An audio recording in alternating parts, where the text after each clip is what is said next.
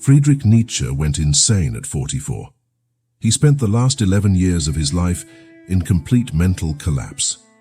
Couldn't speak, couldn't write, couldn't recognize his own mother. Before that happened, he wrote something that most people misunderstand. Become who you are. It sounds like self-help, like empowerment, like finding your authentic self and living your truth. It's not. What Nietzsche meant was darker, more surgical. He meant that the person you are right now, the one reading this, the one with a name, a job, a routine, a set of beliefs about who you are, that person is in the way. Transformation isn't discovery, it's radical dismantling. There's a version of you that has to be dismantled, and the longer you protect it, the longer you stay trapped inside a life that feels like slow suffocation. This isn't about physical death. This is about psychological endings. And if you're watching this, some part of you already knows what needs to end. You think transformation is about becoming better, smarter, stronger, more disciplined. It's not. Transformation is about dismantling the parts of you that were never yours to begin with. The voice in your head that sounds like your parents, the fear that sounds like your childhood, the ambition that sounds like someone else's expectation, the guilt that keeps you small. The anger you've been carrying for so long you forgot it's even there. These things have names, identities. They feel like you, but they're not. They're survival mechanisms, adaptations, strategies you developed to stay safe, to stay loved, to stay included. And they worked, for a while. But now they're suffocating you. Nietzsche talked about the camel, the person who carries the weight of every expectation, every moral code, every should that was placed on them. The camel doesn't question the load, it just kneels and accepts it. And one day the camel realizes, this weight was never mine. That realization changes everything, because once you see it, you can't unsee it. The problem is that dismantling parts of yourself feels like losing something essential, because psychologically it is. When you let go of an identity, even one that's suffocating you, there's grief, real grief, the kind that sits in your chest and makes it hard to breathe. You grieve the person you could have been if you'd stayed obedient, if you'd kept playing the role, if you'd kept the peace. You grieve the relationships that can't survive your transformation, the people who loved the version of you that agreed with them, that made them comfortable, that never asked too much. And you grieve the safety, because being someone predictable, someone acceptable, someone who fits, that's safe. People know what to expect. They know how to treat you. They know where you belong, but the moment you start letting identities dissolve, that safety disappears. Nietzsche called this the lion stage. The camel becomes a lion, and the lion says no. No to the weight, no to the expectations, no to the life that was built for someone else.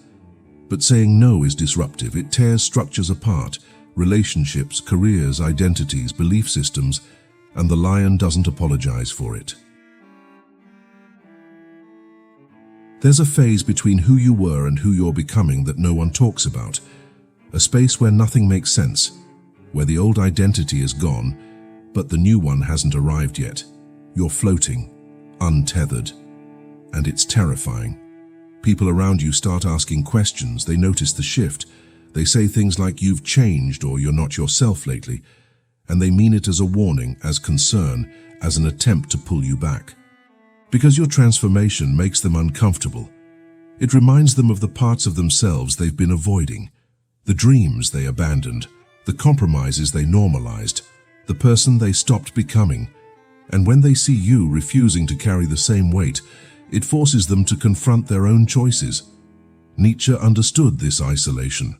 He spent years wandering through Europe, alone, sick, writing books that almost no one read during his lifetime. He had no stable home, no steady income, no validation. His friends abandoned him. His family didn't understand him. And yet he kept writing, kept thinking, kept dismantling the parts of himself that no longer served the person he was becoming, because he knew something that most people never accept. Transformation is lonely. It has to be. The crowd can't follow you into the void. They can't hold your hand while you dismantle everything you've built. They need you to stay the same because your stability validates theirs. And when you refuse, when you step into that empty space between identities, you step into it alone. This is where most people turn back. They feel the isolation, the confusion, the lack of direction, and they panic. They rebuild the old identity. They apologize. They say, "I don't know what I was thinking," and return to the life that was suffocating them. Because at least it was familiar. At least it had a script. At least people understood it. But the ones who don't turn back, the ones who stay in that void and let it reshape them, those are the ones who actually transform. The void doesn't just strip your identity. It strips inherited meaning. The things that mattered before, the goals, the plans, the reasons you gave yourself for getting out of bed, they stop making sense. You look at your career and feel nothing. You look at your relationships and wonder why you're still performing. You look at the future you were building and realize it was never yours. It was borrowed, absorbed, inherited. Nietzsche called this the death of God, not as a call to despair, but as the collapse of imposed meaning. The structures that told you what mattered, what was good, what was worth sacrificing for. When those structures collapse, everything feels unstable. Purpose feels unstable. Morality feels unstable. Direction feels unstable. And that instability is unbearable. Because humans need meaning the way they need oxygen. But Nietzsche didn't stop there. He offered a way forward, not a return to borrowed meaning, a way into self-created meaning. This is where the child enters. The camel carried the weight, the lion dismantled it, and the child creates. The child doesn't ask permission, doesn't need justification, doesn't look for meaning in systems or authorities. The child creates meaning through play, through experimentation, through the courage to try without guarantees. And that requires something radical, the willingness to be wrong, to look foolish, to build something no one understands, to live a life that makes sense to you and no one else. If this makes sense to you, if something here unsettles you, don't scroll away, subscribe. Because what comes next is where most people retreat and tell themselves they've gone far enough. The mistake people make after the void is rebuilding too quickly. They panic. They feel the emptiness and immediately start filling it with new identities, new goals, new beliefs. They go from one system to another, one ideology to another, one authority to another. They think they're transforming, but they're just repeating the same pattern. The structure is the same, the dependence is the same. The need for external validation is the same. Only the costume changed. Nietzsche saw this everywhere. People who claimed to have freed themselves from religion but became rigid about science. People who rejected traditional morality but became enslaved to new moral codes. The content changed. The psychology didn't. They were still camels, still kneeling, still carrying weight, just under a different master. True freedom is unsettling. It means standing in uncertainty without immediately reaching for something to stabilize you. Most people can't tolerate that. They need certainty. They need reassurance. They need someone to tell them they're doing it right. So they find a new authority. And the cycle begins again. Transformation isn't about finding the right answer. It's about developing the capacity to live without needing one. Nietzsche had a thought experiment that most people find disturbing. What if you had to live your life again? Not just once, but infinitely. Every moment, every decision, every mistake, every joy, repeated forever. Would you say yes to that? This wasn't meant to comfort you, it was meant to test alignment.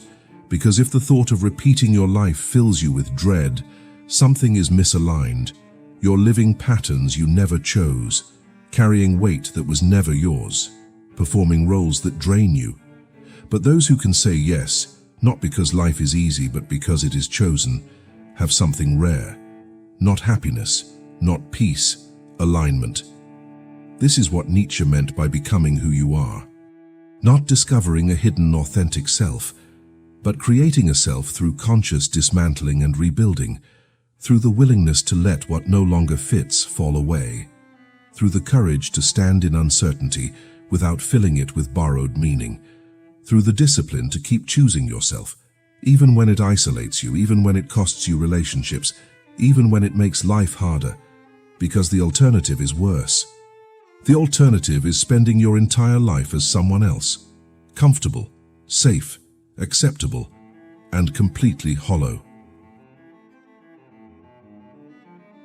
There's a moment in every transformation when you realize no one is coming to rescue you.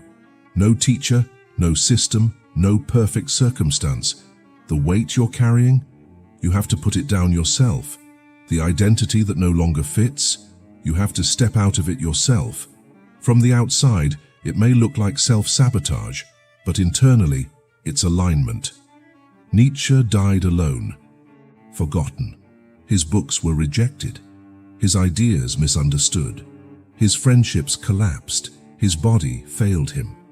And yet more than a century later, his words are still here. Still challenging, still unsettling, still forcing the same question.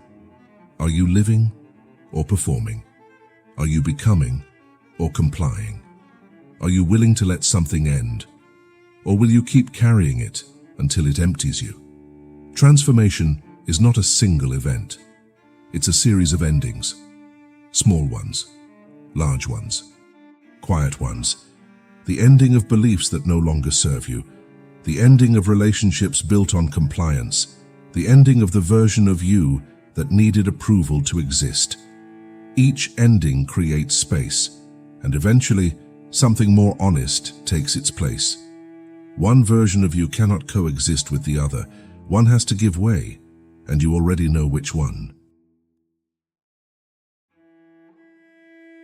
I've come to the conclusion that most people don't resist becoming who they truly are because they lack discipline or clarity, but because they sense, intuitively, that something familiar will have to come to an end. We're taught to see personal growth as accumulation. More confidence, more success, more self-knowledge. But the deeper you dive into psychological transformation, identity formation, and existential crisis, the clearer it becomes that growth is usually subtractive. Nietzsche's idea of becoming who you are offers no comfort here, no promise of peace, happiness, or validation, only the slow dismantling of borrowed meaning and the isolating task of individuation. This process doesn't make you more impressive, it makes you more honest. And honesty isolates. But what replaces borrowed meaning is autonomy, a life that feels internally coherent, even when it's difficult. If something within you recognizes this tension, this pressure to let what no longer fits come to an end, don't ignore it. That discomfort is information. Subscribe to The Observer, because becoming yourself isn't about adding more, but about having the courage to let something end.